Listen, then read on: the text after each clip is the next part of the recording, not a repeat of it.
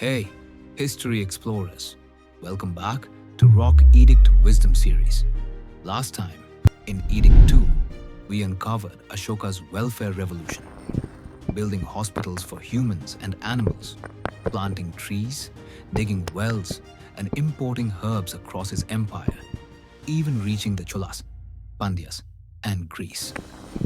Today, in Edict 5, Ashoka takes it further, appointing Dhamma Mahamatras, ministers of morality, to spread compassion, justice, and welfare everywhere. Buckle up. This is Ashoka's moral mission, bold in 256 BCE and still alive in 2025. Imagine Ashoka's empire, stretching from modern Afghanistan to South India, reaching Greeks, Kambojas, and Gandharas on the western borders.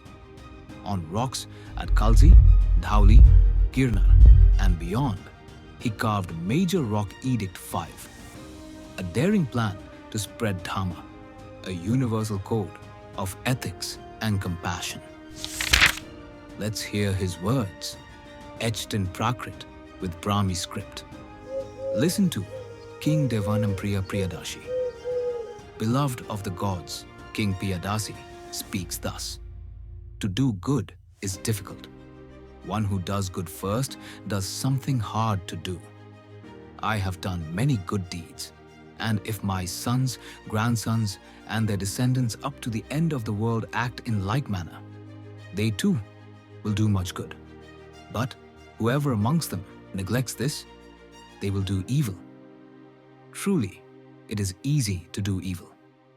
In the past, there were no Dhamma Mahamatras, but such officers were appointed by me 13 years after my coronation. Now they work among all religions for the establishment of Dhamma, for the promotion of Dhamma, and for the welfare and happiness of all who are devoted to Dhamma. They work among the Greeks, the Kambojas, the Gandharas, the Rastrikas, the Pitinikas, and other peoples on the western borders. They work among soldiers, chiefs, Brahmins, householders, the poor, the aged, and those devoted to Dhamma, for their welfare and happiness, so that they may be free from harassment.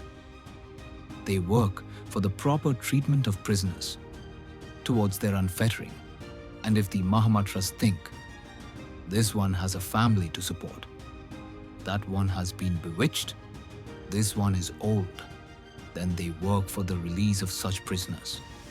They work here, in outlying towns, in the women's quarters belonging to my brothers and sisters, and among my other relatives. They are occupied everywhere. These Dhamma Mahamatras are occupied in my domain among people devoted to Dhamma, to determine who is devoted to Dhamma, who is established in Dhamma, and who is generous.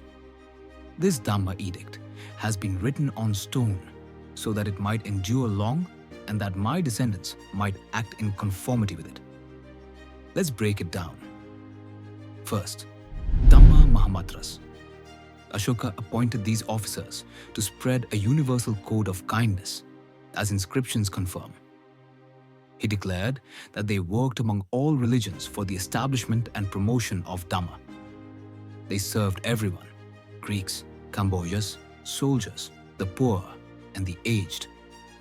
Second, justice for prisoners. Compassion reached even the jails, where officers released the old, the helpless, and those with families to support. A radical act for its time. Third, their reach was everywhere, from royal courts to distant villages, ensuring fairness, dignity, and welfare across the empire. This was Ashoka's Dhamma, not conquest by the sword, but governance by compassion, a mission to uplift all peoples. Ashoka's Khalsi rocks whisper across centuries. Do good, include everyone, build a moral world. Could this be our 2025 guide? From Khalsi stones to your screen, Major Rock Edict 5 calls us to justice, compassion, and welfare for all. History explorers, which part of this edict speaks to you most? Mahamatras, prisoner reforms, or his vision of fairness for every community. Share your thoughts and stay with us for more history that inspires action.